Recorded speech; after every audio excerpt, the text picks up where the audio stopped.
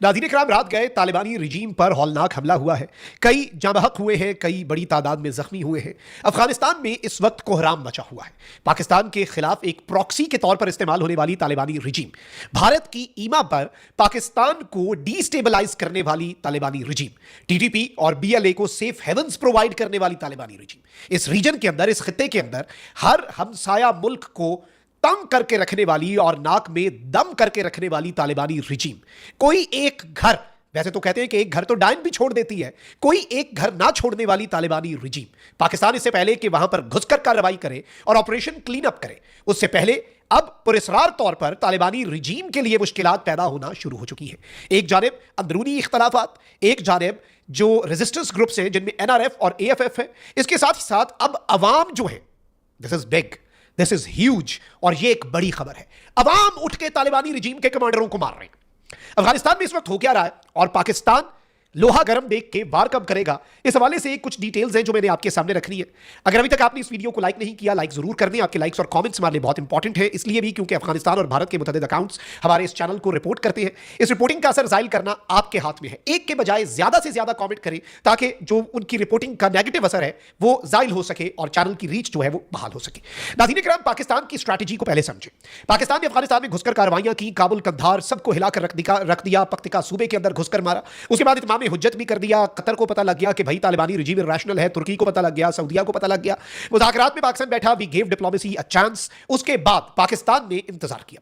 एक जानिब पाकिस्तान ने बॉर्डर को मुकम्मल तौर पे सील कर दिया है, वहां से जो भी घुसने की कोशिश करता है 50 तो एक दिन में हमने ठोक दिए जो वहां से तश्कील आ रही थी। अब पाकिस्तान ने ऑपरेशन क्लीन अप प्लान कर रखा था। पाकिस्तान के फॉरेन मिनिस्टर ने यह कंफर्म किया है कि हमने दोस्त ममालिक के कहने पर इस ऑपरेशन को पोस्टपोन किया। पाकिस्तान अब क्या कह रहा है? पाकिस्तान एक जानिब तो टीटीपी और बीएलए जो है इनकी बुनियादों को हिलाकर रख रहा है। फितनाल खवारिज टीटीपी और फितनाल हिंदुस्तान बीएलए, इन दोनों को हंट डाउन किया जा रहा है और इनके खिलाफ रोजाना की बुनियाद पे 150 से 200 एक दिन में, यानी चंद मिनटों में एक IBO, intelligence based operations conduct किए जा रहे हैं। बल्कि एक और अपडेट ही ले लें चले, तालिबानी रिजीम का भुरकस निकलने की खबर से पहले सेंट्रल कुरम में सिक्योरिटी फोर्सेज ने कार्रवाई की है और कलदम तंजीम के इंतहाई मतलूब दहशतगर्द समेत 11 दहशतगर्दों को वासिल जहन्नुम किया है। जराये के मुताबिक सिक्योरिटी फोर्सेज ने सेंट्रल कुरम के इलाके मार्गन में इंटेलिजेंस बेस्ड ऑपरेशन करके कलदम टीटीपी काजिम ग्रुप के 11 दहशतगर्दों को हलाक किया और इस सबके अंदर मुसद्दका इतला जो इंटेलिजेंस सोर्सेज दे रहे हैं उसके मुताबिक मुकाबले के दौरान एक हाई वैल्यू टारगेट मारे जाने की भी इतलात है, जो कि बहुत जल्द चीजें कंफर्म हो जाएंगी। बहुत जल्द आईएसपीआर जो है वो भी एलामिया जारी कर देगा, इस खबर की तस्दीक हो जाएगी। इसके साथ ही साथ एक और बड़ा इंटरेस्टिंग इंसिडेंट हुआ है। नाज़रीन इकराम, आपको पता है कि अफगानिस्तान के अंदर तो हम फिर घुसकर मारते हैं। ईरान का सूबा है सिस्तान बलोचिस्तान। उस सूबे के अंदर रॉ का एक पूरा नेटवर्क है। कलभूषण वाली डेवलपमेंट्स आपके सामने। अब ईरान, हमारे दोस्त बरादर मुल्क ने, इस्लामी मुल्क ने बड़ा टफ टाइम दिया हुआ है वहां पर, और पाकिस्तान मुखालिफ गिरोह जो है वो इस वक्त वहां पर बिल्कुल उनके गिर्द घेरा तंग ईरान कर रहा है। रॉ के नेटवर्क के गिर्द घेरा ईरान तंग कर रहा है और ये रॉ का नेटवर्क वहां पर हमें ये लगता था सबको और ईरान को भी कि सिर्फ पाकिस्तान के खिलाफ है, बल्कि वो डबल एजेंट बन के ईरान के मुखालिफ मुल्क के लिए भी वहां पर जासूसी करते थे। इसलिए ईरान ने भारतीयों के वीजों के हवाले से भी पॉलिसी सख्त की है। अब ईरान की सरजमीन में एक तरफ तो बीएलए के रोजाना बंदे उड़ा देते हैं, लेकिन ईरान में नामालूम मुसल्लह अफराद की फायरिंग से कलदम बीएलएफ के 2 दहशतगर्द हलाक हुए हैं। जराये के मुताबिक ईरान में नामालूम मुसल्लह अफराद ने फायरिंग करके कलदम बलोच लिबरेशन फ्रंट बीएलएफ के 2 दहशतगर्दों को हलाक किया। हलाक दहशतगर्दों की शनाख्त इज्जत और जुमा के नाम से हुई, जो ईरान के इलाके डाजन तंब के रिहायशी थे, और ये बीएलएफ नामी जो गिरोह पाकिस्तान के अंदर दहशतगर्दी करता है, भारत की एक प्रॉक्सी है, भारत का सब कुछ ही ये है। तो इस गिरोह के ऊपर भी नामालूम लोग जाके मारा, हमें क्या पता किसने मारा। अब आते हैं अफगानिस्तान पर। नाज़रीन इकराम, अफगानिस्तान के अंदर तालिबानी रिजीम के साथ क्या हो रहा है? पहली मरतबा हक्कानी ग्रुप और जो हैबतुल्लाह खुंज़ादा सुप्रीम लीडर, इन्होंने एक दूसरे के खिलाफ डायरेक्ट स्टेटमेंट्स दी है और एक दूसरे पर तनकीद करना शुरू हो चुके हैं। आपसी इख्तलाफात हो गई बात। NRF, northern resistance front, Tajik नस्ल के लोग, पंजशेर वाले, ताजिकिस्तान के बॉर्डर पर इन्होंने स्ट्राइक कर दी तालिबानों ने। इन्होंने अपने दहशतगर्द गिरोहों से चाइनीज वर्कर्स मारे गए। ताजिकिस्तान की रशिया के साथ डिफेंस डील है। ताजिकिस्तान प्लान कर रहा है कि भाई अफगान बॉर्डर पे रशियन फोर्सेस तैनात कर दें। चीन भी तप गया। ईरान के साथ भी इनका फड्डा है। ईरान ने इनके 10 बंदे मार दिए जो बॉर्डर इलीगली क्रॉस कर रहे थे। ईरान की बड़ी इनके लिए सख्त, पहले दिन से पॉलिसी सही रही है। पाकिस्तान के साथ जो है मामला वो आपके सामने ही है। अमेरिका इनसे वैसे तंग है, कोई एक घर तो इन्होंने छोड़ा नहीं। एनआरएफ जो इन्हें टफ टाइम दे रही थी, पंजशेर वाले, ताजिकिस्तान को तपाकर एनआरएफ की सपोर्ट और ताजिकिस्तान ने बढ़ा दी होनी है। फिर एक और ग्रुप है एएफएफ, अफगानिस्तान फ्रीडम फ्रंट, इन्होंने भी तालिबानी रिजीम के पर खच्चे उड़ाए हैं।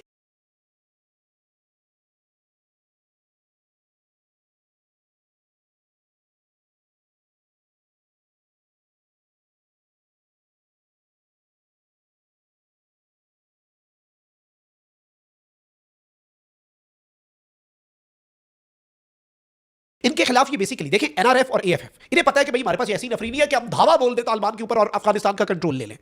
अब ये कर क्या रहे हैं? अहमद शाह मसूद ने तो कहा ना एनआरएफ वाले ने अपने लोगों को कि आईबीओस करो, मतलब एक आध बंदा जाए, देखे, रैकी करे, तालिबान के किसी कमांडर के सर चढ़ जाए। इसी तरह से काबुल के प्रेसिडेंशियल पैलेस के सामने टॉप कमांडर उड़ा दिए एफएफ ने, अफगानिस्तान फ्रीडम फ्रंट ने, वो टफ टाइम दे रहे हैं। अब एक तरफ ये है, फिर तालिबान के अपने लोग एक दूसरे को सोने की कानों के मामले के ऊपर ठोक देते हैं और मार देते हैं।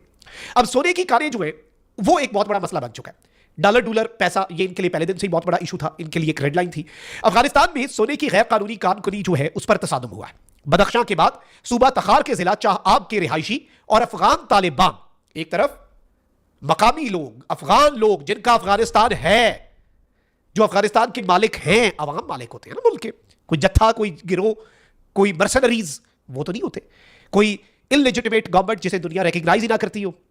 अब यहां पर जो मकामी रिहायशी है और अफगान तालिबान, इनकी सोने की कानकुनी के मामले पर आपस में हुई है लड़ाई। तालिबान ने मकामी आबादी पर कर दी फायर, वही जो इनका एक वतीरा है। They not state, they have always been non state actors, तो वो एक्ट करेंगे लाइक वन। इस के नतीजे में, फायरिंग के नतीजे में एक रिहायशी जो है वो जख्मी हुआ। जवाबन मकामी लोगों ने पथराव करके तालिबान को इलाके से भाग निकलने पर मजबूर कर दिया। ये इनकी वहां पर वक़्त है और ये लोग वहां से भाग गए। एक तरफ तो ये डेवलपमेंट आ रही है, लेकिन इससे भी बड़ी खबर यह है कि तालिबान के ऊपर एनआरएफ और एएफएफ के गिरोह जो है उन्होंने बड़ा हमला किया। एक बहुत बड़ी स्ट्राइक जो है वो इनके ऊपर की गई है और इस स्ट्राइक के अंदर ये लोग जो है अच्छी खासी तादाद में मारे गए। अब ये जो खबर है ये तालिबान की बुनियादें हिलाकर रखने के लिए काफी है। इनके टॉप के कमांडर्स, इनके मरने की फ्रीक्वेंसी और इंटेंसिटी अटैक्स की बहुत ज्यादा बढ़ती जा रही है।